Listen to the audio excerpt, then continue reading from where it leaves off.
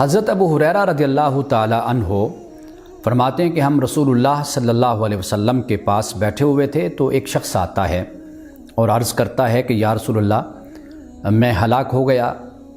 آپ نے پوچھا کیا وجہ ہے؟ تو اس نے عرض کی کہ میں حالت روزہ میں اپنی بیوی کے پاس چلا گیا۔ آپ نے فرمایا کہ کیا تم غلام آزاد کر سکتے ہو؟ تو اس نے کہا کہ غلام نہیں ہے۔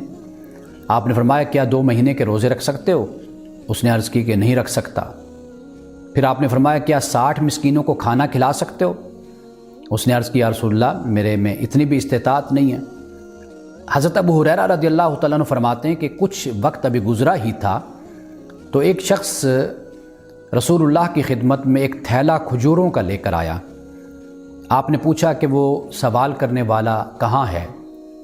اسے بلایا گیا، آپ نے وہ تھیلا اس کو دیا اور آپ نے یہ فرمایا کہ یہ جا کر صدقہ کر دو۔ اس نے عرض کی یا رسول اللہ صلی اللہ علیہ وسلم کیا اپنے سے بھی زیادہ محتاج پر؟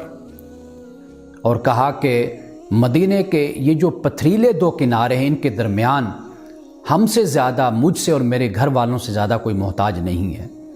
رسول اللہ صلی اللہ علیہ وسلم مسکرا پڑے، ہنس پڑے اور یہاں تک ہنسے کہ آپ کے دانت نظر آئے۔ تو آپ نے فرمایا کہ جاؤ اور جا کر اپنے گھر والوں کو کھلا دو۔